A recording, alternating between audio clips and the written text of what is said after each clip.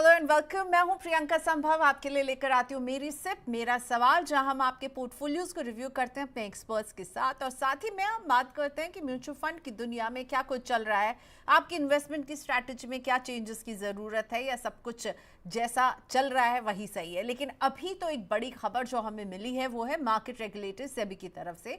सेबी ने रीट्स को इक्विटी के रूप में दर्जा देने के लिए म्यूचुअल फंड रेगुलेशंस में बदलाव मंजूर कर दिए हैं। रीट यानी कि रियल एस्टेट इन्वेस्टमेंट ट्रस्ट ये होते हैं और साथ ही में इनके साथ इनविट्स भी होते हैं, लेकिन इनविट्स को अभी भी हाइब्रिड फंड का दर्जा दिया गया है और रीट्स जो हैं अब इक्विटी कैटेगरी में आ गए हैं। एक तरह से इनका रिक्लासिफिकेशन हो गया है और अब क्या होगा कि म्यूचुअल फंड्स भी जब इसमें इन्वेस्ट करेंगे तो वो उनके इक्विटी एलोकेशन का हिस्सा माना जाएगा। अभी तक इसे एक हाइब्रिड एसेट माना जाता था, लेकिन अब ये टोटली इक्विटी के क्लासिफिकेशन में इसकी गिनती होने लगी है। तो इसका क्या असर पड़ेगा और आपके लिए ये कितना बड़ा मौका है, हम देखेंगे रियल एस्टेट इंफ्रास्ट्रक्चर पर अब जोर बढ़ता हुआ। इन सब पर बात करने के लिए मेरे साथ जुड़ रहे हैं अल्फा कैपिटल के partner doctor Mukesh Jindal. Thank you so much Mukesh ji, आपने वक्त निकाला मनी 9 के लिए। Welcome to Money 9 sir. Thank you Priyanka, show में बुलाने के लिए धन्यवाद। ओके सो अगर आप अपने पोर्टफोलियोज या फिर ये जो रीट की रिक्लासिफिकेशन है इससे जुड़ा कोई सवाल पूछना चाहते हैं तो मुकेश जी अगले 45 मिनट्स 50 मिनट्स तक हमारे साथ हैं। आप अपने क्वेश्चन हमें व्हाट्सएप के जरिए भेज सकते हैं 9311211874। ये हमारा व्हाट्सएप नंबर जिसका इस्तेमाल आप हमें अपने पोर्टफोलियोज को भी भेजने के लिए कर सकते हैं। इसके अलावा मेल कीजिए money9query@tv9.com पर, और अगर आप लाइव हमारे साथ जुड़े हुए हैं तो लाइव भी आप अपने क्वेश्चन हमें कमेंट बॉक्स में भेज सकते हैं। Thank you so much. मैं अच्छी खासी ट्रैफिक को देख रही हूँ, लेंगे आपके सवाल भी हम बहुत जल्द। लेकिन आपको बता दें मनी 9 की प्राइम मेंबरशिप ये है खास ऑफर मनी 9 की तरफ से, जो कि आप हमारे साथ जुड़ करके हमारे बहुत सारे रिसर्च को पढ़ सकते हैं, हमारे स्पेशल शोज का हिस्सा बन सकते हैं। इकोनॉमी, स्टैंडर्ड और VIP ये है 3 ऑफरिंग जिसके जरिए आप मनी 9 प्राइम को ज्वाइन कर सकते हैं। और आगे मैं एक और स्पेशल अनाउंसमेंट करूंगी, लेकिन अब मुकेश जी से बात कर लेते हैं। मुकेश जी, ये जो रीट का पूरा रिक्लासिफिकेशन हुआ है, इस कदम को आप कैसे देखते हैं? और सेबी ने फाइनली, मुझे लगता है ये काफ़ी समय से मांग हो रही थी क्योंकि ग्लोबल मार्केट्स में रीट जो है वो इक्विटी कैटेगरी में ही आता, लेकिन अब ये चेंज हम इंडियन मार्केट्स के लिए भी देख रहे हैं और आप बता रहे थे कि इंडेक्स में भी अब ये शामिल हो पाएंगे, which is like a bigger move. आप इसे कैसे देखते हो और एक रिटेल इन्वेस्टर के लिए इसमें क्या अच्छा होने वाला है? देखिए प्रियंका, ये जो सेबी ने चेंजेस किए हैं, ये मेरे से आप पूछोगे तो एक लैंडमार्क चेंजेस हैं। एंड मैं थोड़ा बताना चाहता हूं कि अभी तक क्या हो रहा था और इस चेंजेस के बाद क्या बदलेगा, क्योंकि मेरे हिसाब से ये पूरी जो रीट है, रियल एस्टेट सेक्टर है, डेवलपर्स है, इन्वेस्टर्स है, इवन म्यूचुअल फंड्स, ये सबको इंपैक्ट करने वाला है और इसका इफेक्ट आपको second order, third order gradually हर जगह दिखेगा। तो जैसे मैं आपको बताता हूं प्रियंका, जो रीट होते हैं वो एक कंपनी होती है एंड कंपनी में शेयर होल्डर्स सब्सक्राइब करते हैं, उसके शेयर्स लेते हैं। और रीट में जो कंपनी है उसके जो एसेट्स होते हैं वो कमर्शियल प्रॉपर्टीज होती हैं जो ऑलरेडी लीज्ड आउट होती है, और जो रेंट आता है वो इन्वेस्टर्स को डिस्ट्रीब्यूट किया जाता है।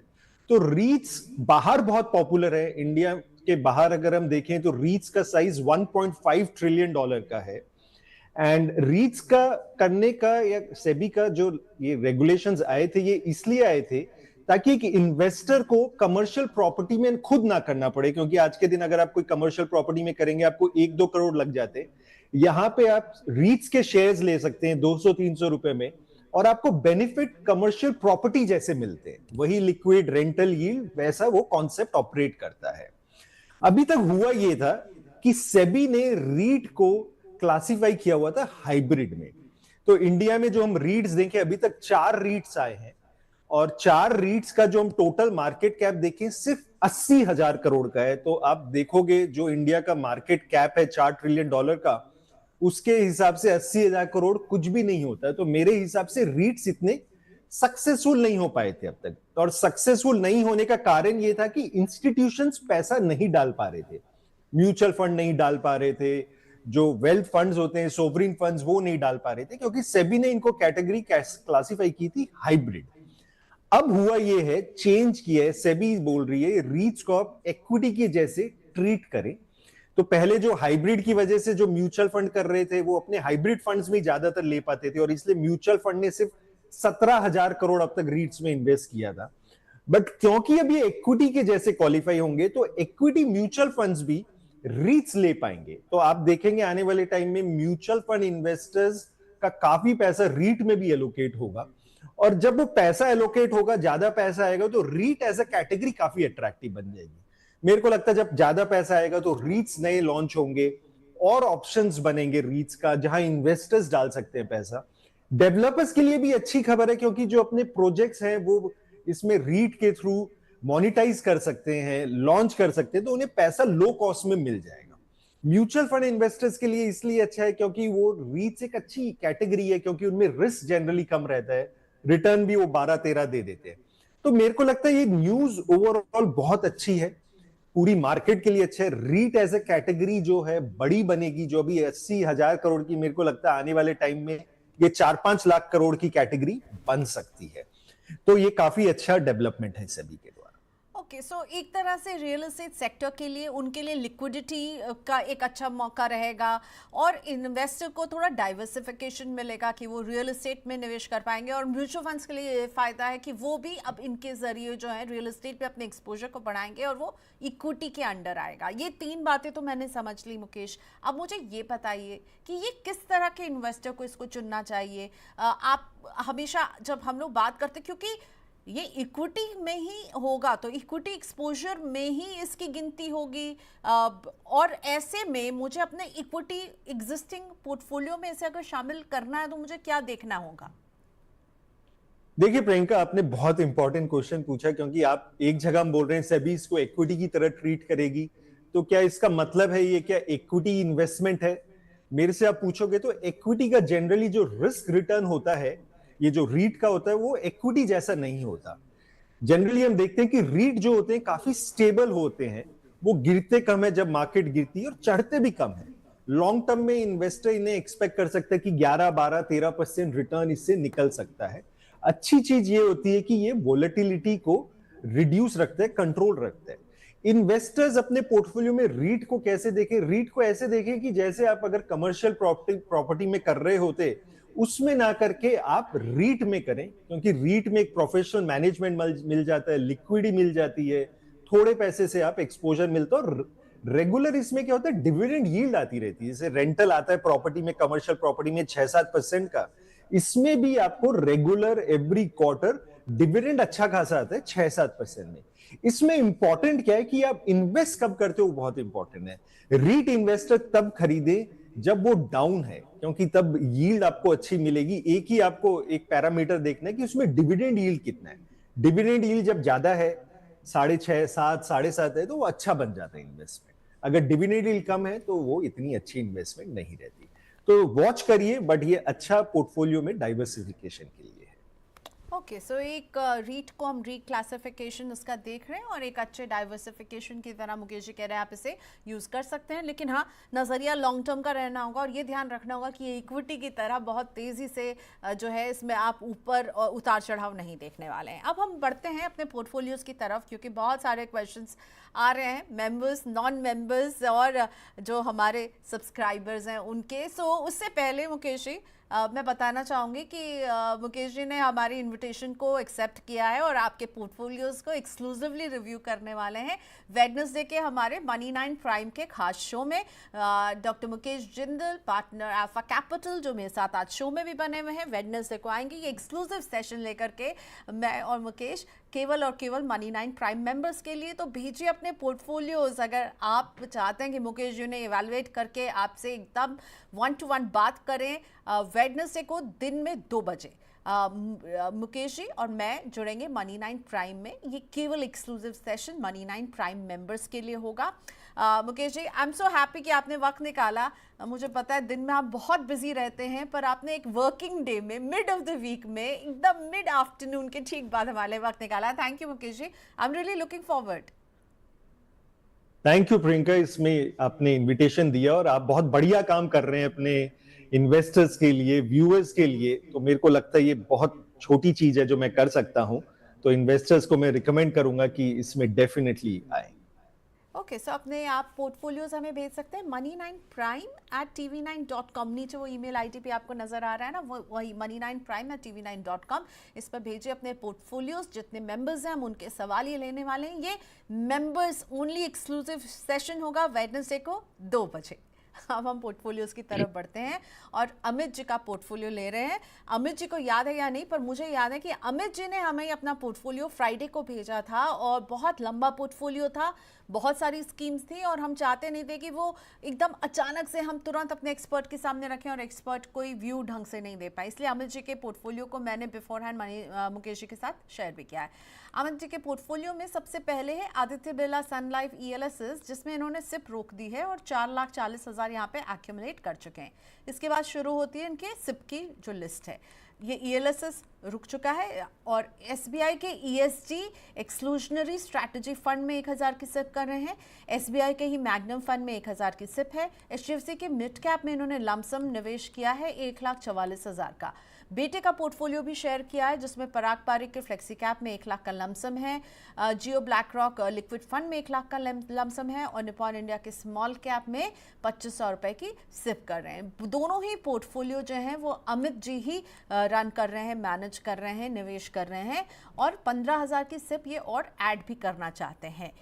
मुकेश जी, आप कैसे देख रहे हैं अमित जी के पोर्टफोलियो को? अमित जी ने अपना और अपने बेटे दोनों का पोर्टफोलियो शेयर किया है।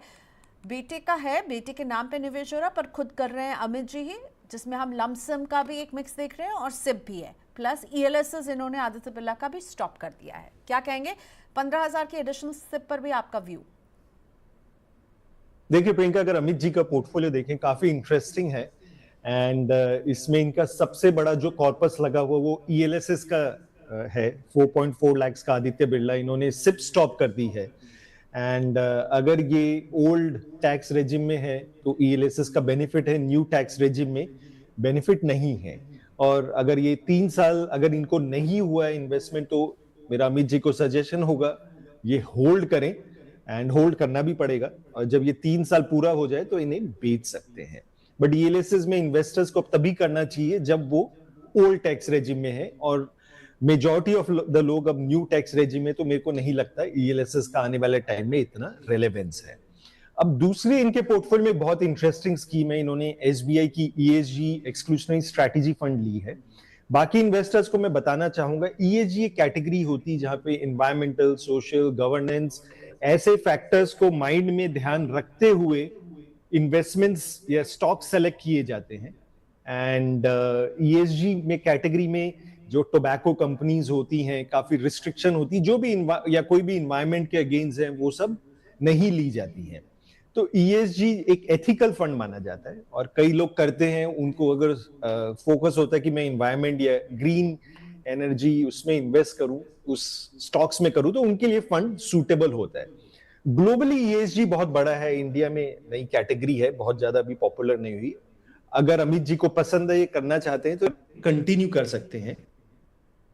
मैं फंड मैनेजमेंट की ESG की काफी अच्छी है, वन ऑफ द बेस्ट है, तो रिकमेंडेशन होगा ये कंटिन्यू कर सकते हैं।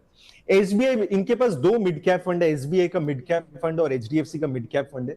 2 मिड कैप फंड की जरूरत नहीं है। मैं इन्वेस्टर्स को बोलता हूं कि पोर्टफोलियो में डाइवर्सिफिकेशन करें तो सिर्फ स्कीम लेवल पे डाइवर्सिफिकेशन ना करें, देखें वो स्कीम्स करती क्या है, सिमिलर चीज तो नहीं कर रही। अब जैसे यहाँ पे 2 फंड है पर मिड कैप में कर रहे हैं, हमारा स्मॉल कैप का एक्सपोजर मिस हो रहा है, तो मैं रिकमेंड करूंगा कि 2 में से 1 बंद कर दें। HDFC के फंड मैनेजर चिराग काफी अच्छे हैं, CIO काफी अच्छी उनकी परफॉर्मेंस है, वो हम कंटिन्यू कर सकते हैं। SBI के फंड थोड़े स्ट्रगल कर रहे हैं मिड कैप कैटेगरी में, तो उसमें हम स्टॉप कर देंगे। तो इनके पोर्टफोलियो में जो चेंज यही है कि SBI मिड कैप फंड हम स्टॉप करेंगे। जो दूसरा पोर्टफोलियो इनके पास पराग पारिक का फ्लेक्सी कैप फंड है, पराग पारिक का फ्लेक्सी कैप कंसिस्टेंट फंड है, वो कंटिन्यू करें। एक निपॉन का स्मॉल कैप फंड है, वो अच्छा स्मॉल कैप फंड है, उसको भी कंटिन्यू करें।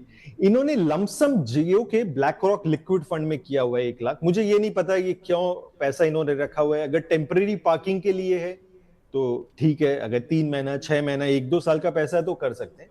अगर लॉन्ग टर्म पैसा है तो मेरा इनको सजेशन होगा कि ये इक्विटी में डालें, अगर 5 साल से ऊपर का पैसा है। और डेट में भी लिक्विड फंड जो होते हैं ये इंस्टीट्यूशंस के लिए होते हैं, जो लार्ज कंपनीज होती है उन्हें एक दो दिन के लिए पैसा पार्क करना होता है तो लिक्विड लेते हैं। जियो की एक और अच्छी कैटेगरी है डेट फंड में, मनी मार्केट फंड, जहां पे अंडरलाइन जो डेट पेपर्स होते हैं वो 1 साल के होते हैं तो रिटर्न थोड़े बेटर आ रहे होते हैं।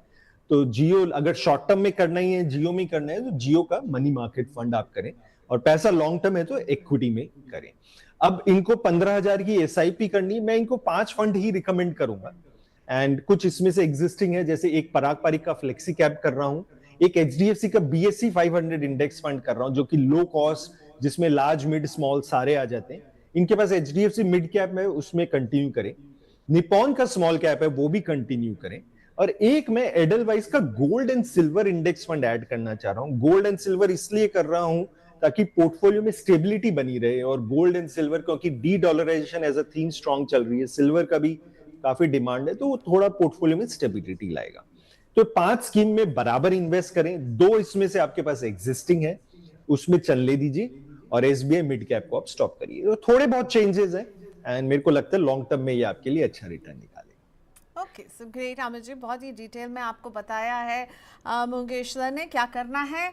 कीप दैट इन माइंड और उसी तरह से अपने इन्वेस्टमेंट को आगे बढ़ाइए।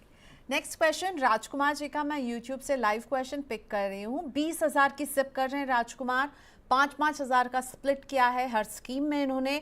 एसबीआई निफ्टी का इंडेक्स फंड 5,000 की सिप, पराग पारिक का फ्लेक्सी कैप 5,000 की सिप, मोतीलाल ओसवाल का मिड कैप 5,000 की सिप, टाटा का स्मॉल कैप 5,000 की सिप।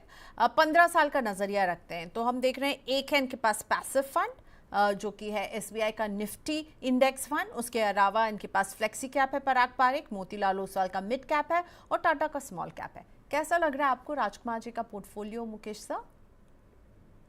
प्रियंका, आपके पास पोर्टफोलियो जो इन्वेस्टर्स के आ रहे हैं काफी अच्छे आते हैं, और ये चीज मैं काफी अप्रिशिएट करता हूं। मेरे को लगता है कि आपका चैनल, आप काफी अच्छा काम कर रहे हैं। जैसे अगर मैं राजकुमार जी का पोर्टफोलियो देखूं, इन्होंने स्ट्रक्चरिंग अच्छी की है। एक पैसिव फंड लिया है निफ्टी जो कि लार्ज कैप हैवी है, एक पराग पारिक का फ्लेक्सी कैप लिया है जो कि फ्लेक्सी कैटेगरी कहीं भी डाल सकता है और कंसिस्टेंट परफॉर्मर है, एक मोतीलाल का मिड कैप और एक टाटा स्मॉल कैप। तो जो एलोकेशन की बात कर रहे हैं, लार्ज मिड स्मॉल बढ़िया से एलोकेट हुआ है, स्कीम्स की परफॉर्मेंस भी अच्छी है। टाटा स्मॉल कैप थोड़ा सा स्ट्रगल कर रहा है, बट मैं भी रिकमेंड करूंगा ये कंटिन्यू करें और इसको वॉच लिस्ट में रखें। टाटा की टीम अच्छी है, मेरे को लगता है आने वाले टाइम में अच्छा करेगा। फिलहाल मैं इनको कोई चेंज नहीं करना रिकमेंड करूंगा। राजकुमार जी का पोर्टफोलियो परफेक्ट है, और कई बार प्रियंका मैं यही बोलता हूँ, बहुत ज्यादा चेंज करना भी बढ़िया नहीं होता। जैसा चल रहा है चलने दीजिए, ज्यादा चेंज करने से भी चीजें कई बार गड़बड़ हो जाती है। एब्सोल्युटली राजकुमार जी, बिल्कुल सही चल रहा है। सो आपने अच्छा पोर्टफोलियो बनाया है, अच्छी स्कीम्स पिकअप की हैं। टाटा स्मॉल कैप थोड़ा लगाड़ आपको लग रहा होगा, लेकिन अगर लंबी अवधि का नजरिया है तो चिंता की कोई बात है ही नहीं। पूजा जी का क्वेश्चन लेते हैं, अब हम लाइव से ही ले रही हूँ मुकेश जी, मैं पूजा के क्वेश्चन वो। सो पूजा निवेश कर रही हैं यूटीआई के इंडेक्स फंड में 2,000 की सिप है, 15,000 इनऑल कर रही हैं। एचडीएफसी के फ्लेक्सी कैप में 5,000 की सिप कर रही हैं, कोटक के मल्टी कैप में 1,500 की सिप है, मोतीलाल ओसवाल के मिड कैप में 2,000 की सिप है और 4,500 की सिप निपॉन के स्मॉल कैप में कर रही हैं। 15,000 की सिप है, 18 साल 18 ईयर्स का टाइम होराइजन है और 1 करोड़ पर पहुंचना चाहती हैं पूजा। क्या लगता है आपको? 15,000 की सिप, 18 साल का नजरिया, 1 करोड़ का टारगेट। देखिए, पूजा जी को मैं बताना चाहूंगा कि 18 साल का टाइम होराइजन काफी अच्छा टाइम होराइजन है, एंड आप इसमें 15,000 करेंगे तो गोल पूरा होना चाहिए। बस इसमें स्टेप अप आप करिएगा तो थोड़ा गोल जल्दी पास आ जाएगा।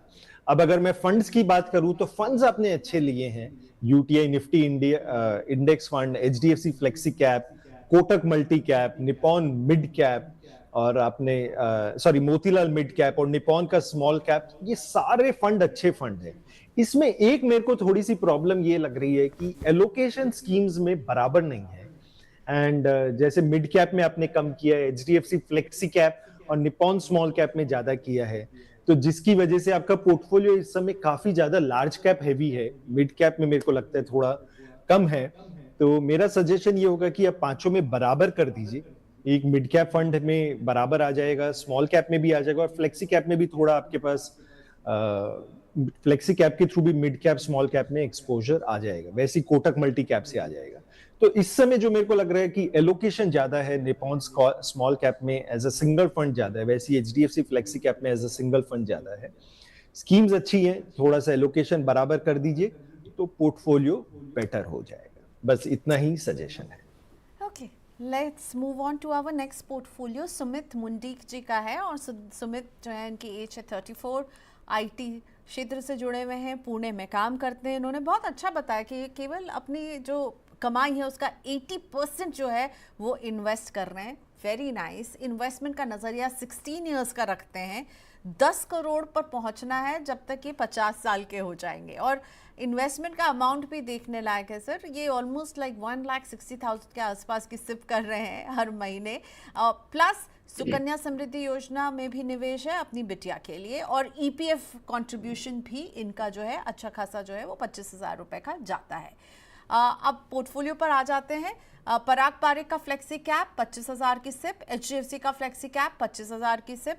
यहाँ पर दो फ्लेक्सी कैप हो गए। एक है आईसीआईसीआई का मल्टी एसेट फंड, यहाँ 20,000 की सिप कर रहे हैं। निपॉन इंडिया के मल्टी कैप फंड में सुमित जी कर रहे हैं 20,000 की सिप। ईडलवाइज के मिड कैप में भी 20,000, मोतीलाल ओसवाल के भी मिड कैप में 20,000, बंधन के स्मॉल कैप में 30,000 की सिप कर रहे हैं। तो 1,60,000 की पूरी सिप है, जो कि अर्ली रिटायरमेंट, अभी 34 के हैं, 50 साल में रिटायर होना चाहते हैं, 10 करोड़ के कॉर्पस पर नजर है। क्या कहेंगे आप सुमित के पोर्टफोलियो पर? प्रियंका जी, अगर मैं सुमित जी के पोर्टफोलियो की बात करूं, ये फैंटास्टिक पोर्टफोलियो, और मेरे को लगता है कि इससे हम सब सीख सकते हैं और बाकी जो व्यूअर्स है वो भी काफी सीख सकते हैं। देखिए, सुमित जी की पोर्टफोलियो जो है वो सिर्फ 34 साल के हैं। उन्होंने गोल बना रखा है कि उनको अर्ली रिटायर होना है, 50 साल में रिटायर होना है, फाइनेंशियली इंडिपेंडेंट होना है, और 10 करोड़ का पोर्टफोलियो वो बनाना चाह रहे हैं। अब प्रियंका, मेरे को एक बात बताइए, कितने लोग हैं जो 50 साल की उम्र में 10 करोड़ का पोर्टफोलियो बना पाते हैं? बहुत कम लोग बना पाते हैं। और सोचना और करना, मतलब ये बहुत बड़ी बात है। और सुमित जी की अच्छी बात मैं ये कहने वाली थी, बना पाते यानी सोच भी नहीं पाते। हमें लगता है 10 करोड़ सोच भी नहीं पाते, बड़ा अमाउंट है। और कई बार क्या होता है, हम सोच लेते हैं, काफी इन्वेस्टर्स, निवेशक सोच लेते हैं हमें इतना बनाना है, पर उसमें उनका एफर्ट नहीं दिखता। अब सुमित जी का केस देखिए, वो यंग है, बहुत ज्यादा इनकी उम्र नहीं है, 34 साल के हैं। 80% ऑफ द सेविंग्स ये इन्वेस्ट कर रहे हैं। आप सोचो, 100 रुपए कमा रहे हैं, उसमें से 80% इन्वेस्ट कर रहे हैं, तो सोचने वाली बात है, ये अपना खर्चा रिस्ट्रिक्ट कर रहे हैं।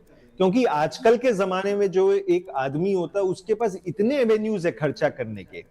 आप Amazon से ऑर्डर कर लीजिए, स्विगी जोमेटो में ऑर्डर हो रहे हैं, बाहर घूम रहे हैं, इतने सारे सोशल मीडिया के थ्रू इन्फ्लुएंस हो जाते हैं।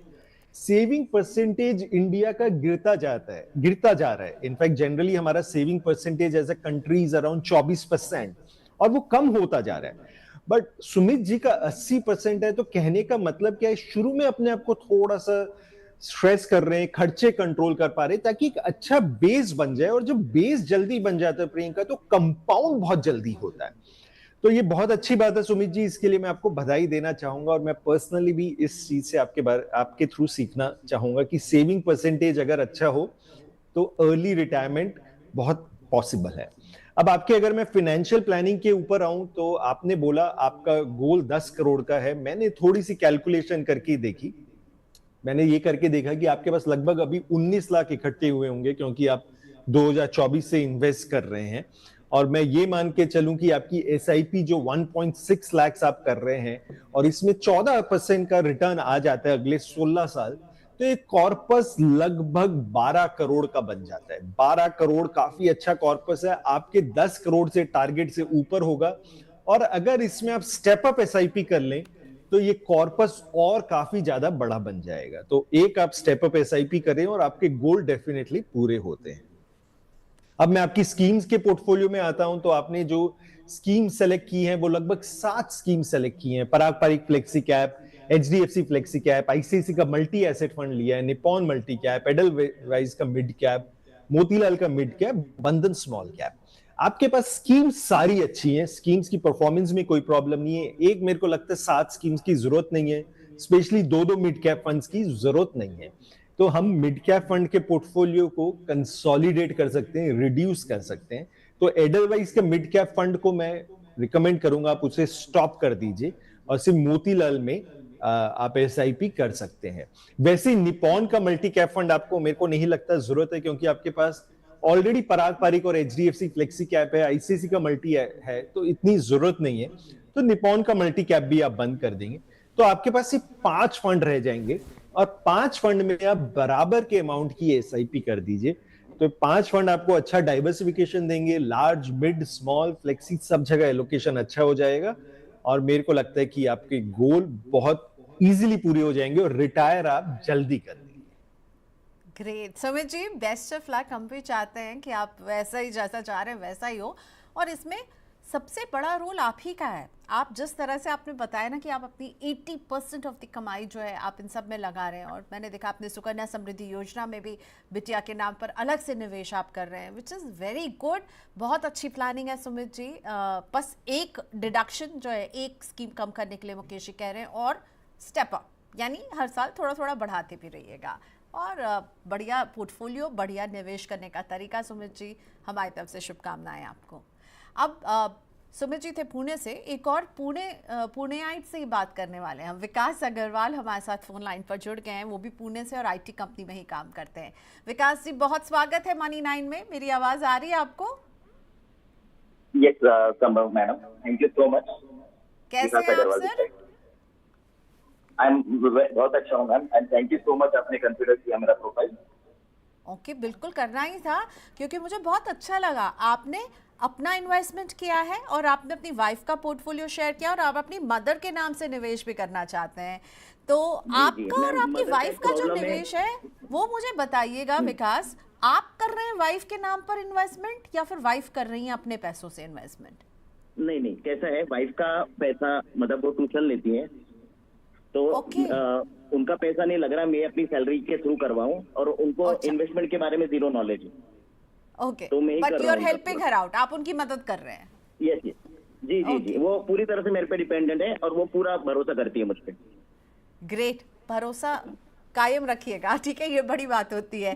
बहुत अच्छे। तो आपका मैं एक बार पोर्टफोलियो रीड आउट करती हूँ विकास जी, फिर आपके क्वेश्चंस लेते हैं। तो पहले विकास जी का पोर्टफोलियो लेकर आते हैं। इनके पास है 4 स्कीम। पराग पारिक का फ्लेक्सी कैप 4000, मोतीलाल ओसवाल का मिड कैप 4000 की सिप, टाटा का स्मॉल कैप 4000 की सिप, आईसीआईसीआई निफ्टी नेक्स्ट 50 4000 की सिप। ओके, ये विकास जी का पोर्टफोलियो हुआ। अब मिसेस विकास अग्रवाल जी का पोर्टफोलियो लेकर आते हैं। उसमें है, अच्छा दोनों में कोई स्कीम सेम नहीं है, चारों मतलब अलग अलग स्कीम्स हैं। एचडीएफसी फ्लेक्सी कैप 4000 की सिप, कोटक का मिड कैप 4000 की सिप, निपॉन का स्मॉल कैप 4000 की सिप, यूटीआई निफ्टी 50 4000 की सिप। ठीक है, तो ये आपका पोर्टफोलियो हुआ। इसके अलावा विकास जी एनपीएस में 15,000 रुपये कॉन्ट्रीब्यूट कर रहे हैं, पीपीएफ में 1.5 लाख ईयरली जो एटीसी के डिडक्शन के लिए कैप अमाउंट होता है वो दे रहे हैं, ईपीएफओ में 32,000 मंथली कर रहे हैं, और मदर के नाम पर जो है एफडी भी है अच्छी खासी रकम की। गोल्ड में भी कुछ निवेश है। तो आपने सारे एसेट क्लासेस को कवर किया है, और आप मम्मी के नाम पे क्या निवेश करना चाह रहे हैं जिस पर आप सवाल पूछना चाहते हैं? मैम कैसा है, अभी एक साल में सिर्फ 1 लाख ही निकाल पाएंगे आप। अगर मम्मी का नाम ऐड कर देते हैं तो हम 3 लाख निकाल पाएंगे। Okay, as per tax benefit. तो मैं एक flexi cap Jio BlackRock का और एक यूटीआई का निफ्टी 50 सोच रहा हूँ। ओके, फ्लेक्सी कैप जो अभी आने वाला जिसका एनएफओ जियो ब्लैक रॉक का वो, और एक निफ्टी 50। लेकिन आपने लिखा कि मदर की एज है 64 और वो साइन नहीं कर सकती, थंब इंप्रेशन देंगी, right? Yes ma'am, yes. Okay, चलिए, तो थोड़ा सा ये जो है ना आपकी बातें थोड़े से टैक्स के उसको टच कर रही हैं, और मुझे लगता है कि वो जो आप बात करें कैपिटल गेन्स जो विड्रॉ करते हैं तो उसमें 1 लाख नहीं 1,25,000 तक पे कोई टैक्स नहीं लगता है।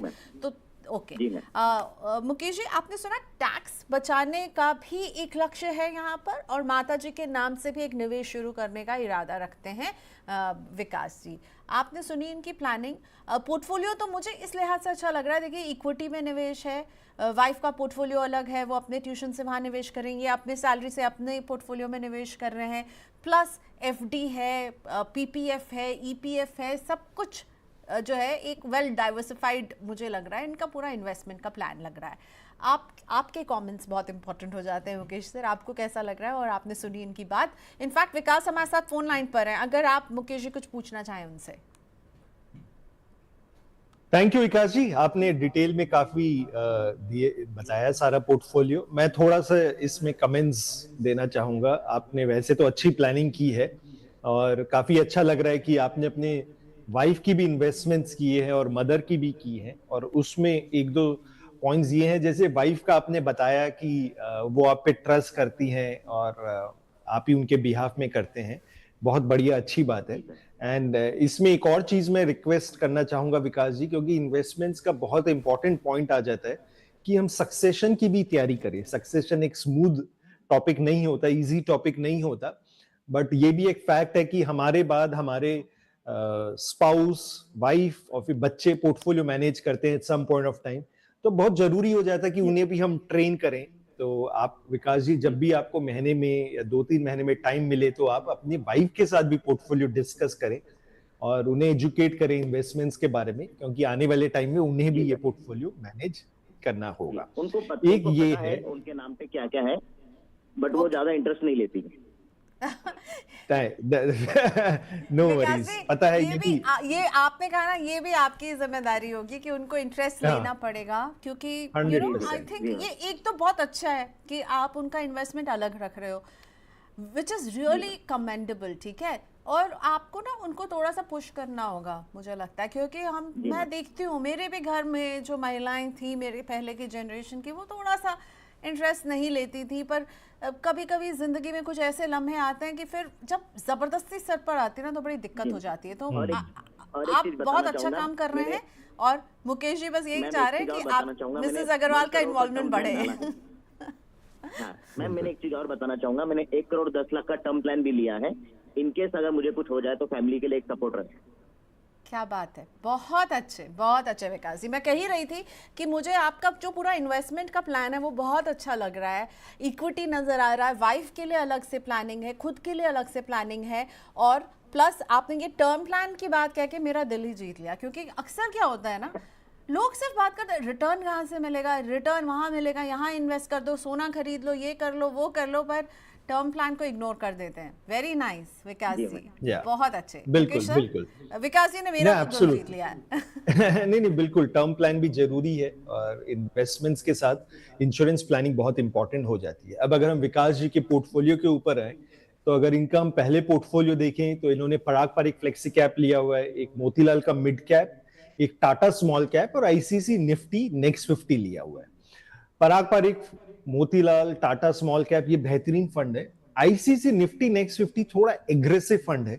ये वैसे तो लार्ज कैप फंड है और ये इन्वेस्ट जहां करता है अगर मार्केट कैप के हिसाब से देखें तो स्टॉक नंबर 51 से 100 में करता है। निफ्टी जो होता है वो स्टॉक नंबर 1 से 50 करता है और ये निफ्टी नेक्स्ट 50 51 से 100 करता है। थोड़ा सा इसका जो डिप्लॉयमेंट है वो नैरो है, तो मेरे को ये लगता है कि इनको ये स्टॉप एसआईपी करके एचडीएफसी का बीएससी 500 इंडेक्स फंड ले लें, जिसमें 70% लार्ज कैप, 20% मिड कैप और 10% स्मॉल कैप है। ये एक स्टेबल फंड है और बेटर डाइवर्सिफाइड और पैसिव है, तो ये आप कर सकते हैं। ये एक चेंज है। अब अगर मैं वाइफ के पोर्टफोलियो की बात करूं तो वाइफ के पोर्टफोलियो की भी आपने स्ट्रक्चरिंग अच्छी की है। HDFC flexi cap, Kotak mid cap, Nippon small cap, UTI Nifty 50, ये अच्छे फंड्स हैं। वैसे देखिए होता क्या है, कई बार हम सोचते हैं अलग अलग अकाउंट खोल लें तो उनके लिए अलग अलग स्कीम्स कर लें, और अगर हम जब फैमिली लेवल पे देखते हैं तो स्कीम्स बहुत ज्यादा हो जाती है। करने में कोई प्रॉब्लम नहीं है, बट अगर आप 4 स्कीम जो आपके में है वो भी कंटिन्यू करते तो चलता, बट क्योंकि आप इसमें सेपरेट करके रखे हो तो सेपरेट आप चलने दीजिए। और ये अच्छे फंड्स हैं और इनमें आपने मिड, स्मॉल, लार्ज का अच्छा बैलेंस किया है। फिर आपने अपने मदर के लिए पूछा, मदर के लिए आपने पूछा कि वो इन्वेस्ट जब करेंगे तो थंब प्रिंट के साथ करेंगे। मेरा एक सजेशन होगा कि आप डिजिटल अकाउंट भी उनका खुला लीजिए, ताकि फ्यूचर में रिडम्पशन करना हो, कोई ट्रांजैक्शन करना हो तो वो ऑनलाइन हो जाएगा, इजी रहेगा। क्योंकि थंब में या कई बार जो सिग्नेचर्स भी होते हैं वो सिग्नेचर मैच नहीं करते हैं, हम भी देखते हैं काफी ओल्ड एज में प्रॉब्लम आती है। तो सब कुछ आजकल डिजिटल है, तो डिजिटल अकाउंट भी कर लीजिए। इसमें आपने इंटरेस्ट दिखाया जियो का black rock flexi cap fund, जो भी एक नया फंड है वो भी आएगा, 23 सितंबर को खुलेगा और 7 अक्टूबर को वो लिस्ट होगा। और ये एक एक्टिव फंड है, ये पैसिव फंड नहीं है। एक्टिव फंड में फंड मैनेजर स्टॉक सेलेक्ट करेगा। अब हमें पता नहीं इसकी परफॉर्मेंस कैसी आएगी। जियो के जो इन्वेस्टर्स हैं जो फ्लेक्सी कैप में करना चाह रहे हैं, मेरा इनको सजेशन होगा आप 2-3 साल रुकिए, अगर वो अच्छी परफॉर्मेंस देता है, ट्रैक रिकॉर्ड अच्छा बनता है, तब आप करिए। और दूसरा आपने बताया कि निफ्टी इंडेक्स उनका आप करना चाह रहे हैं, तो आपके पास already UTI Nifty index fund है, उसमें आप कर सकते हैं। और एक और फंड आप ऐड करना चाहें तो पराग पारिक का फ्लेक्सी कैप फंड ले लीजिए। उनके फंड मैनेजर काफी अच्छे हैं, आपको इंटरनेशनल एक्सपोजर भी मिलता है और कंसिस्टेंट परफॉर्मेंस है। तो जियो को भी रहने दीजिए, उसकी जगह पराग पारिक फ्लेक्सी कैप ले लीजिए और यूटीआई निफ्टी इंडेक्स ले लीजिए। मेरा ऑब्जेक्टिव ये है कि आपकी बहुत ज्यादा स्कीम्स में ना बढ़ाऊं, जो एग्जिस्टिंग है उसी में से करूं। और जो आपने बाकी इन्वेस्टमेंट्स की हुई हैं, पीपीएफ, एनपीएस, ईपीएफओ, वो अच्छी इन्वेस्टमेंट्स आपके पोर्टफोलियो में स्टेबिलिटी लाती है। तो यही थोड़े से चेंजेस है। ओके, चलिए, विकास जी ने तो बहुत अच्छी प्लानिंग की है। कुछ इनपुट यहाँ पर मुकेश सर ने दिया है जो आपके इन्वेस्टमेंट को और बेटर बना पाएंगे। विकास जी फॉलो कीजिएगा। और हाँ, जियो फ्लेक्सी कैप वर्सेस एक पैसिव फंड, अभी तो हमारे एक्सपर्ट को लग रहा है कि जियो के ब्लैक रॉक के फ्लेक्सी कैप को आने दीजिए, उसका प्रदर्शन देखिए, फिर आप ये कॉल लीजिएगा। तब तक एक आप पैसिव फंड जो सोच रहे हैं वो ले सकते हैं। चलिए आगे बढ़ते हैं और कुछ मेंबर्स के क्वेश्चन ले लेते हैं। और मेंबर्स के लिए क्विक रिमाइंडर कि मुकेश जी जो है हमारे साथ रहेंगे केवल Money9 प्राइम मेंबर्स के लिए, जो हम एक्सक्लूसिव सेशन वेडनेसडे को लेकर के आने वाले हैं दिन में 2 बजे। उस सेशन में आपके पोर्टफोलियोज को इवैल्यूएट करेंगे मुकेश सर, वेडनेसडे को यानी 17 सितंबर को दिन में 2 बजे। ये मेंबर्स ओनली सेशन रहने वाला है। आप अपने क्वेश्चन हमें पहुंचा सकते हैं money9prime@tv9.com पर। और हाँ, Money9 प्राइम के आप मेंबर कैसे बन सकते हैं? 3 ऑफरिंग है हमारे पास। इकोनॉमी, स्टैंडर्ड, वीआईपी, इस पर नजर डालिए। और हमारे म्यूचुअल फंड हेल्पलाइन का अगर आप एक्सक्लूसिव रिव्यू अपने पोर्टफोलियो का चाहते हैं तो ये मेंबरशिप ज़रूर ज्वाइन कर लीजिए। चलिए आगे बढ़ते हैं और जैसा कि मैंने कहा कुछ मेंबर्स के क्वेश्चन ले लेते हैं। तो एसके जी का क्वेश्चन मैं पिक कर रही हूँ। एसके जी ने हमें बताया है कि वो 15,000 रुपये ईच सिप कर रहे हैं। इनकी स्कीम्स हैं एसबीआई का गोल्ड फंड, निपॉन का मल्टी कैप फंड, इन्वेस्को का मल्टी कैप फंड, एक्सिस का स्मॉल कैप है इनके पास, पराग पारिक का फ्लेक्सी कैप है, आईसीआईसीआई प्रू का मल्टी एसेट है और एसबीआई का कॉन्ट्रा फंड है। तो 2 मल्टी कैप हैं निपॉन और इन्वेस्को के। गोल्ड के लिए इन्होंने एक अलग से स्कीम एसबीआई गोल्ड फंड लिया हुआ है। स्मॉल कैप कर रहे हैं एक्सिस के स्मॉल कैप में, आईसीआईसीआई प्रू का मल्टी एसेट है, पराग पारिक का फ्लेक्सी कैप है, एसबीआई का कॉन्ट्रा फंड है। अब बताइए कि अभी ये कह रहे हैं कि जो आईसीआईसीआई प्रू का जो फंड इनके पास है मल्टी एसेट और एसबीआई कॉन्ट्रा, इसमें 5 से 6% का रिटर्न ही इन्होंने 6 महीने में देखा। और इसको लेकर के क्या इनको चिंतित होना चाहिए या इनसे एग्जिट लेना चाहिए? केवल 6 महीने में इवैल्यूएट कर रहे हैं मुकेश जी। देखिए प्रियंका, अगर एसकेजी का हम पोर्टफोलियो देखें तो इनका पोर्टफोलियो इंटरेस्टिंग है। गोल्ड में इन्होंने किया हुआ है, गोल्ड में इन्होंने अच्छा पैसा बनाया होगा 6 महीने में specially. And Nippon multi cap, Invesco, ये काफी अच्छे परफॉर्मिंग फंड है। एक्सिस के फंड पहले नहीं चल रहे थे, अब वो फिर से परफॉर्मेंस में आ गए। तो एक्सिस का स्मॉल कैप भी ठीक है क्योंकि काफी इनकी टीम भी रिस्ट्रक्चर हुई है। इसके अलावा अगर हम इनके पास पोर्टफोलियो में देखें तो पराग पारिक फ्लेक्सी कैप है, जो हमें पता है अच्छा फंड है।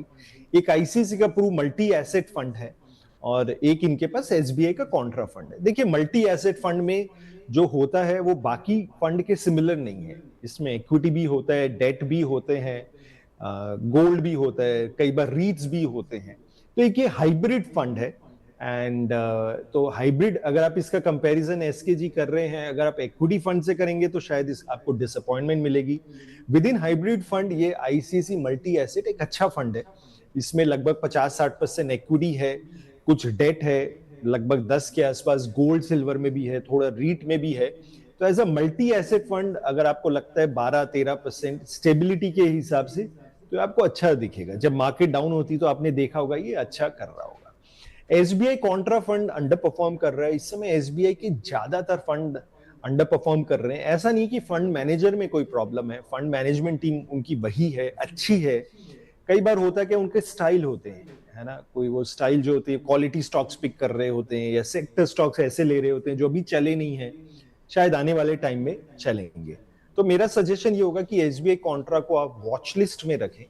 एंड क्योंकि अभी हम बेयर रन से आए, 1 साल से मार्केट चली नहीं है, तो अभी परफॉर्मेंस अच्छी नहीं आई है। जब अगर रैली में भी ये नहीं चलता है तब आप इसको बेच दें। नॉर्मली हम रिकमेंड करते हैं क्लाइंट्स को 6 महीने की, it's too short a time period fund को एग्जिट करने के लिए।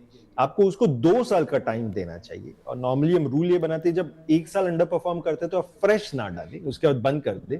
और लगातार अगर 2 साल अंडर परफॉर्म कर रहे हैं तो आप एग्जिट कर लें। कई बार क्योंकि हम जल्दी बेच देते हैं, फिर हम देखते हैं वो स्टॉक उनके चल पड़ते हैं, फिर वो चढ़ने लगता है, तो हम ये भी नहीं चाहते फालतू में चर्न करें। हमें जरूरी है कि एक फंड मैनेजर को टाइम दें ताकि वो अपने स्टॉक स्ट्रैटेजी पे फोकस कर सके। ओके, चलिए नेक्स्ट क्वेश्चन भी एक और मेंबर का, हितेंद्र पटेल जी का। और हितेंद्र पटेल पूछ रहे हैं कि क्या अभी लमसम करने का सही समय है? 50 लाख रुपए का लमसम ये करना चाहते हैं, किस फंड में करें और 15 साल का नजरिया है इनका। देखिए प्रियंका, ये सबसे टफ क्वेश्चन होता है। एंड 50 लाख करना चाह रहे हैं, ये लमसम करना चाह रहे हैं। मेरे को इनकी रिस्क प्रोफाइल नहीं पता, ये कंजर्वेटिव है, मॉडरेट है, एग्रेसिव है। जब मार्केट गिरेगी तो कितना हैंडल कर पाएंगे वोलेटिलिटी को। और टाइम होराइजन, खैर एक अच्छी बात है कि इनका लॉन्ग टर्म टाइम होराइजन है, तो वो अच्छी बात है। बट रिस्क प्रोफाइल जानना बहुत जरूरी है, क्योंकि 15 साल का टाइम होराइजन, इसका मतलब ये भी नहीं है कि लमसम हम इक्विटी में भी डाल दें, क्योंकि इक्विटी कल को 30-40% गिर जाए तो जगह 50 लाख का अगर ये कल को 30-35 लाख बन जाता है तो इनका क्या रिएक्शन आएगा वो जानना बहुत जरूरी हो जाएगा। तो हैविंग सेड दैट, अगर ये करना चाह रहे हैं, एंड मेरे को नहीं पता इन्होंने पास्ट में किया नहीं किया, कहीं और एलोकेशन है नहीं है, तो इनके लिए मैं हाइब्रिड फंड्स रिकमेंड करना चाहूंगा। एंड हाइब्रिड फंड में क्या है, थोड़ा इक्विटी डेट मिक्स होगा तो बेटर रिस्क मैनेज हो पाएगा। और इनके लिए मैं एक आईसीआईसी प्रूडेंशियल का मल्टी एसेट फंड रिकमेंड करना चाहूंगा, जहां पे gold, debt, equity, silver, REIT सब आ जाएगा। एक वो फंड डेफिनेटली ये कर सकते हैं। एक मोतीलाल का एसेट एलोकेशन फंड है, passive asset allocation fund, aggressive fund है। ये भी लो कॉस्ट और इसमें सारा ये अंडरलाइंग इंडेक्स फंड्स लेते हैं। इसमें यूएस मार्केट का भी एक्सपोजर मिल जाता है, इंडिया भी मिल जाता है, गोल्ड, सिल्वर, डेट, और वो उसमें डायनेमिक मैनेज करते हैं, तो वो भी आप इसमें ऐड कर सकते हो। और एक तीसरा कोटक का बैलेंस एडवांटेज फंड ले लीजिए। तो मेरे को लगता है कि इनमें आप एलोकेट करेंगे तो पोर्टफोलियो अच्छा बन जाएगा। तीनों की टीम अच्छी है। और 50 लाख फिर भी मेरा रिकमेंड होगा लमसम ना डालें, आप 25 लाख लमसम डालें। और 25 लाख जो है वो नेक्स्ट 6 मंथ्स में स्टैगर करके आप डिप्लॉय करें, एंड ताकि आपका जो मार्केट टाइमिंग है एंट्री का, वो रिस्क कम हो जाएगा। ऐसा नहीं हो आज आपने डाला कल मार्केट गिर गई, हो सकता है, या ये भी हो सकता है मार्केट यहां से चढ़े, तो मार्केट चढ़े उसके लिए मैंने आपका 25 लाख लमसम करा दिया। बट हो सकता है कि मार्केट वोलेटाइल हो या नीचे आए, तो उसके लिए मैं एसटीपी करा रहा हूं। अब बाई चांस ज्यादा गिरे तो आप लमसम उस समय डाल दीजिए। तो ये थोड़ा सा चेंज है जो। हितेंद्र जी, आप मेंबर हैं तो मैं सजेस्ट करूंगी कि आप क्यों ना अपना पूरा डिटेल्ड क्वेश्चन, जो मुकेश जी ने कहा ना, रिस्क एपेटाइट आपका बहुत ज़रूरी हो जाता है, जिसमें हमें ये भी जानना होगा कि आपकी उम्र क्या है और आपका बिहेवियर पैसे को लेकर क्या रहा है। अगर थोड़ा सा बता सके आप रिस्क। एक्चुअली में मुकेश जी, जैसे ही मैंने सीखा, जब हम बोलते हैं हम रिस्क ले सकते हैं, और जब रिस्क वाकई में आता है तो हम घबरा जाते हैं, तो इसलिए उसको ज़रा जज करना, आपका अपने पैसों से किस तरह से नाता है वो ज़रा समझ करके फिर आपको निवेश की सलाह जो है वो ज़्यादा सही हम दे पाएंगे। चलिए अगला क्वेश्चन लेकर आते हैं, एक और मेंबर का ही, सौरभ गोयल जी का क्वेश्चन है सर। ये भी मनी9 प्राइम के मेंबर हैं। सौरभ की एज है 42, ये 40,000 की सिप कर रहे हैं। बजाज फिनसर्व फ्लेक्सी कैप में 10,000, एचडीएफसी के मल्टी कैप में 10,000, आईसीआईसीआई प्रू के मैन्युफैक्चरिंग फंड में 10,000, निपॉन इंडिया के large and mid cap fund में भी 10,000। तो 4 स्कीम्स है, सब में 10-10 हज़ार रुपए की सिप कर रहे हैं। 10% से एक ईयरली स्टेप अप भी करेंगे। 10 इयर्स का नजरिया है, 1.5 करोड़ के टारगेट पर पहुंचना है। आपको कैसा लग रहा है सौरभ जी का पोर्टफोलियो? देखिए प्रियंका, अगर सौरभ जी के पोर्टफोलियो की बात करें, इन्होंने 4 स्कीम्स ली हैं, एंड मेरे को लगता है इसमें चेंजेस का स्कोप है। एक इन्होंने सेक्टर थीम स्पेसिफिक ली है जो कि आईसीसी प्रू मैन्युफैक्चरिंग थीम है। वैसे तो लॉन्ग टर्म मैन्युफैक्चरिंग अच्छा लग रहा है, बट कई बार क्या होता है, थीम बेस्ड जो फंड होते हैं इनमें आपको टाइमिंग 2 बार करनी पड़ती है। आपको एंटर भी राइट टाइम में करना होता है और एग्जिट भी राइट टाइम में करना होता है, क्योंकि थीम अगर आपने पीक पे एग्जिट नहीं किया तो फिर वो गिर जाती है। तो एग्जिट करना बड़ा, एंट्री एग्जिट दोनों टाइम करना बड़ा मुश्किल होता है। और लेटली क्या हो रहा है, कोविड के बाद से थीम्स बहुत फटाफट चेंज हो रही है। पहले एक थीम चलती थी, 5 साल चल रही है, 10 साल चल रही है, अब थीम 1 साल में चेंज हो जाती है, 1.5-2 साल में चेंज हो जाती है। तो थीम को परफेक्टली कैच करना बड़ा मुश्किल होता है। फंड हाउसेस कुछ भी बेच देते हैं, क्योंकि जो मार्केट में चल रहा होता है उसका प्रोडक्ट बना के बेच देते हैं, तो कई बार इन्वेस्टर्स उनके चक्कर में आके भी ले लेते हैं। मेरा जनरल सजेशन होगा कि वो थीम बेस्ड फंड्स ना लें टिल द टाइम आपको कॉन्फिडेंस है कि थीम 10 साल चलेगी, है ना। तो मेरे को लगता है आईसीसी प्रू मैन्युफैक्चरिंग फंड थोड़ा एग्रेसिव हो जाएगा, काफी रिस्ट्रिक्टेड हो जाएगा, क्योंकि इंडिया ग्रोथ स्टोरी में और भी काफी चीजें आती हैं। तो आईसीसी प्रू मैन्युफैक्चरिंग में ये एसआईपी को स्टॉप करें। एक इन्होंने बजाज का फिंसर फ्लेक्सी कैप फंड लिया हुआ, मेरे को उनकी परफॉर्मेंस बहुत ज्यादा कंसिस्टेंट नहीं लगती, फंड मैनेजमेंट टीम भी बहुत ज्यादा इतनी ग्रेट नहीं है, तो उसमें भी मैं रिकमेंड करूंगा वो एसआईपी स्टॉप कर दें। एचडीएफसी का जो मल्टी कैप फंड है वो इनके पास अच्छा फंड है, एचडीएफसी की टीम काफी कंसिस्टेंट है। एक इनमें मैंने ये भी देखा कि इन्होंने स्मॉल कैप फंड नहीं लिया हुआ, क्योंकि एक निपॉन का vision large and mid cap लिया हुआ है, तो वहां से उनको वो एक्सपोजर आ रहा है। तो एक स्मॉल कैप फंड में इनको ऐड कराना चाहूंगा, जो कि बंधन का स्मॉल कैप फंड है, ताकि स्मॉल कैप में भी एक्सपोजर आए, जो अभी नहीं आ रहा है। और एक इनको मैं इंडेक्स फंड, पैसिव फंड कराना चाहूंगा, वो एचडीएफसी का बीएससी 500 इंडेक्स फंड कर सकते हैं, एंड जिसमें 70% लार्ज कैप, 20% मिड कैप और 10% स्मॉल कैप है। वो लो कॉस्ट इंडेक्स फंड्स हैं, और तो वो भी आप कंसिडर कर सकते हैं। तो 4 फंड मैं आपको रिकमेंड कर रहा हूं, जो आपके 2 एग्जिस्टिंग एचडीएफसी मल्टी कैप और Nippon India vision large and mid cap, उसको आप कंटिन्यू करिए, वो अच्छे फंड है।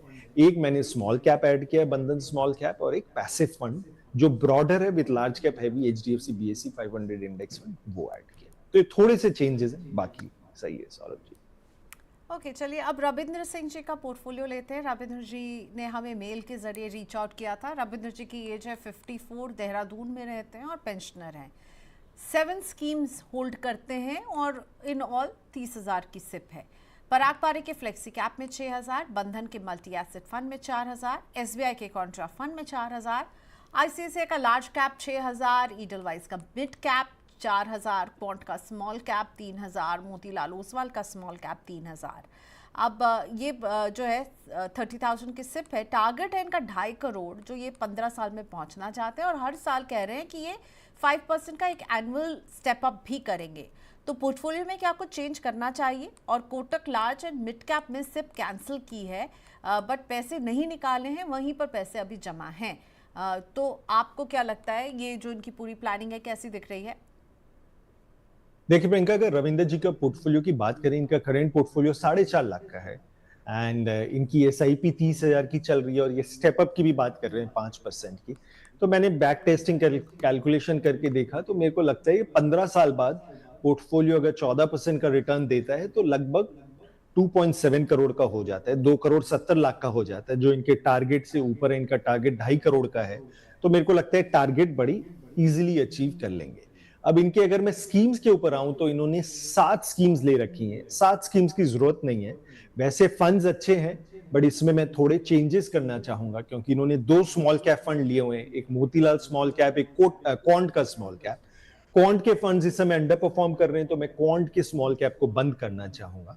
एसबीआई कॉन्ट्रा फंड है, वो भी इस समय अंडर परफॉर्म कर रहा है, तो मैं उसे भी स्टॉप करना चाहूंगा। तो जो मैं रखना चाह रहा हूं, 7 को रिड्यूस करके 5 करना चाह रहा हूं। पराग पारिक फ्लेक्सी कैप, बंधन multi asset fund, ICC large cap, Edelweiss mid cap और मोतीलाल का स्मॉल कैप फंड। एक और चीज मैंने इसमें ऑब्जर्व देखी कि कुछ स्कीम्स में ज्यादा अमाउंट है, कुछ में कम है। जैसे स्मॉल कैप इन्होंने ऐड किया 3,000 है, किसी में 6 है, किसी में 4 है। मैंने आपको 5 फंड रिकमेंड किए हैं, आप पांचों में अब बराबर कर दीजिए। 30,000 कर रहे हैं तो 6,000 सब में आ जाएगी।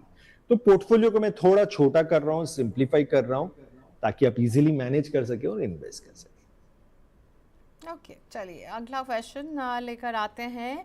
मैं YouTube से पिक कर रही हूँ क्योंकि कई लोग नाराज़गी जाहिर कर रहे हैं, ऐसा नहीं है, मैं सबके क्वेश्चन लेने की कोशिश करती हूँ।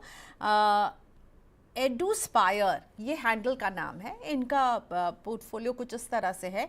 HDFC का ये बैलेंस एडवांटेज फंड है इनके पास, जिसमें 1000 रुपये की सिप कर रहे हैं। निपॉन के लार्ज कैप में 1000 रुपये की सिप चल रही है। क्वांट के लार्ज एंड मिड कैप में 1000 रुपये की सिप है। मोतीलाल ओसवाल के मिड कैप में 1000 रुपये की सिप है। बंधन के स्मॉल कैप में 1000 की सिप। कोटक के मल्टी कैप में 1000 की सिप। और PPF MF तो मैं मान के चल रही हूँ ये पारंपरिक फ्लेक्सी कैप होगा जिसमें 1000 रुपये की सिप है। सो 7 स्कीम्स हैं, 7000 की सिप है। और पूछ रहे हैं कि क्वांट का लार्ज और मिड कैप जो है वो उसमें वो नेगेटिव रिटर्न का सामना कर रहे हैं, तो क्या उसे बदल लें? देखिए, एडुस्पायर जी काफी मेरे को लगता है पोर्टफोलियो मार्केट सब ट्रैक कर रहे हैं। इन्होंने स्कीम्स अच्छी ली हैं और इन्होंने जो क्वांट के बारे में क्वेश्चन उठाया है वो सही उठाया है। क्वांट की इस समय सारी स्कीम्स अंडर परफॉर्म कर रही है। उनके जो फंड मैनेजर है संदीप टंडन अच्छे फंड मैनेजर हैं, उसमें कोई डाउट नहीं है। बट लास्ट ईयर इनकी कंपनी में एक सेबी की इनसाइडर इंफॉर्मेशन की इंक्वायरी स्टार्ट हुई थी, जिसकी वजह से फ्रेश फ्लोज आने काफी कम हो गए और फंड काफी स्ट्रगल कर रहा है। तो मेरा आपको सजेशन ये होगा कि आप इसमें एसआईपी बंद कर दें एंड जो एसआईपी का अमाउंट है वो बाकी स्कीम्स में आप बांट दें। बाकी जो 6 स्कीम्स आपके पास रह जाती हैं अच्छी स्कीम्स हैं, कॉम्बिनेशन जो आपने स्ट्रक्चरिंग की है वो भी अच्छी है, स्मॉल मिड सारा एक्सपोजर अच्छा मिल रहा है। तो मेरे को नहीं लगता बाकी कुछ चेंज करने की जरूरत है, बस क्वांट के फंड को आप हटा दीजिए। और कई बार क्या होता है कि ऐड करने से ज्यादा इंपॉर्टेंट आप माइनस करते जाइए तो पोर्टफोलियो चीजें बेटर होती जाती। जैसे प्रियंकम कहते हैं लाइफ में ऐड करना तो इजी होता है, माइनस कर लें और माइनस जितना करेंगे उतना लाइफ सिंपल और बेटर होती है। तो इनके केस में भी यही है कि क्वांट के फंड को माइनस कर दें। Okay, so minus becomes very important after a point of time. Plus नहीं, माइनस करना भी आना बहुत ज़रूरी है। बहुत ही सही कहा आपने, ये केवल इन्वेस्टमेंट के लिए नहीं, आई थिंक ये लाइफ लेसन है जो हमें इन्वेस्टमेंट में भी इम्प्लाई करना चाहिए। मिथिलेश दुरानी जी का क्वेश्चन लेकर आती हूँ मुकेश सर आपके लिए। मिथिलेश हमारे बहुत ही रेगुलर व्यू थे और बहुत दिनों के बाद नज़र आ रहे हैं यूट्यूब पर लाइव पर। थैंक यू मिथिलेश, बहुत दिनों के बाद आपको हमारी याद आई। तो मुझे लगता है अभी तक सब कुछ ठीक चल रहा था, कोई डाउट नहीं था, इसीलिए आपने क्वेश्चन नहीं भेजा। और अब आपने पूछा है हमसे कि निपॉन के मल्टी कैप में आप 5000 की सिप कर रहे हैं, मोतीलाल के मिड एंड लार्ज कैप में आप 2500 की सिप कर रहे हैं, जेएम के फ्लेक्सी कैप में आप 2500 की सिप कर रहे हैं, एसबीआई के कॉन्ट्रा में भी आप 2500 की सिप कर रहे हैं, 12500 रुपए की सिप कर रहे हैं। क्या मैं कॉन्ट्रा की जगह स्मॉल कैप जो है उसमें चेंज कर लूँ बंधन के स्मॉल कैप में? तो बेसिकली ये पूछ रहे हैं कि जो एसबीआई कॉन्ट्रा का जो 2500 रुपये है उसको बंद करके उसे स्विच कर लें बंधन स्मॉल कैप में। मुकेश जी आप एडवाइस करेंगे ये? देखिए प्रियंका, मिथिलेश जी बिल्कुल सही सोच रहे हैं, क्योंकि एक तो जो उन्होंने स्कीम आइडेंटिफाई की है, एसबीआई का कॉन्ट्रा फंड अंडर परफॉर्म कर रहा है और इनके पोर्टफोलियो में स्मॉल कैप नहीं है। और स्मॉल कैप में एसआईपी स्टार्ट करने का बहुत अच्छा टाइम है, क्योंकि अभी मार्केट करेक्शन में सबसे ज्यादा गिरे भी स्मॉल कैप हैं और बंधन स्मॉल कैप एक अच्छा फंड है। तो आप एसबीआई के कॉन्ट्रा फंड को बंद करके बंधन स्मॉल कैप में ऐड कर लीजिए, वो डेफिनेटली राइट सजेशन है। इसके अलावा एक और मैं सजेशन आपको रिकमेंड देना चाहूंगा। देखिए आपके पास जेएम का फ्लेक्सी कैप फंड है, बहुत ग्रेट फंड नहीं है, फंड मैनेजमेंट टीम भी एवरेज लगती है, कंसिस्टेंट नहीं है। उसके बदले आप एक पैसिव इंडेक्स फंड ऐड कर लीजिए, एचडीएफसी का बीएससी 500 इंडेक्स फंड कर लीजिए। लो कॉस्ट फंड है जिसमें लार्ज मिड स्मॉल आपके पास सारा आ जाता है।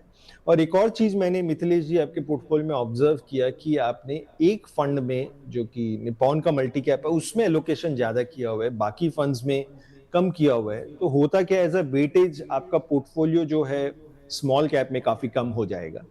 तो आप चारों स्कीम्स में बराबर कर दीजिए, तो मेरे को लगता है कि मिड स्मॉल सब जगह एलोकेशन बेटर हो जाएगा। तो ऑलरेडी आपने सोल्यूशन खुद बताया मिथिलेश जी, स्मॉल कैप को ऐड करिए एसबीआई कॉन्ट्रा की जगह और जेएम फ्लेक्सी कैप को आप चेंज करके पैसिव एक ब्रॉडर इंडेक्स फंड डाल दीजिए। ओके, एक और लाइव क्वेश्चन मनप्रीत जी का हम पिक कर रहे हैं। मनप्रीत ढिल्लन जी का पोर्टफोलियो है 22,000 रुपए की सिप मनप्रीत कर रहे हैं। यूटीआई निफ्टी 50 इंडेक्स फंड में 4000, पराग पारिक के फ्लेक्सी कैप में 4000, मोतीलाल ओसवाल के मिड कैप में 4000, बंधन के स्मॉल कैप में 4000 और गोल्ड ईटीएफ में 6000।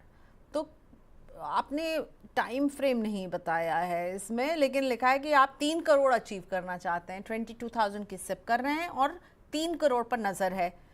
आप आइडिया दे पाएंगे कि एक 22,000 रुपए की सिप अगर कोई कर रहा हो तो 3 करोड़ का अगर टारगेट अचीव करना है तो कितना वक्त लग सकता है? और उससे भी इम्पोर्टेंट मुकेश जी मुझे लगता है वक्त कितना लगे जो इन्होंने स्कीम्स पिक किए, क्या वो सही है?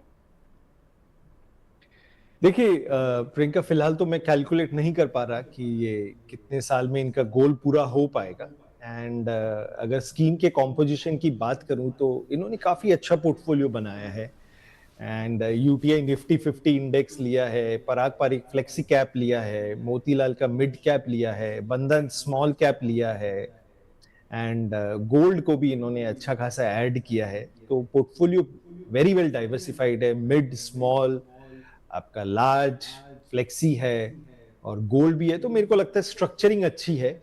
एक इसमें लग मेरे को ये रहा है कि 22,000 में से 6,000 जो है गोल्ड में जा रहे हैं। एंड इनका पोर्टफोलियो लगभग काफी ज्यादा 26-27% गोल्ड में एलोकेट हो रहा है, जो कि एक हैवी एलोकेशन है। फिलहाल ऑफ कोर्स गोल्ड ने अच्छा किया है, लास्ट 1 ईयर में 45% से ऊपर रिटर्न दिया है। बट अगर गोल्ड, क्योंकि काफी 3 साल से चढ़ ही रहा है, तो गोल्ड अगर नहीं चला, हो सकते मतलब चले, तो इनके पोर्टफोलियो में थोड़ा सा रिस्क बढ़ जाता है। तो मेरा सजेशन होगा गोल्ड में थोड़ा पोर्टफोलियो मेलो डाउन कर सकते हैं।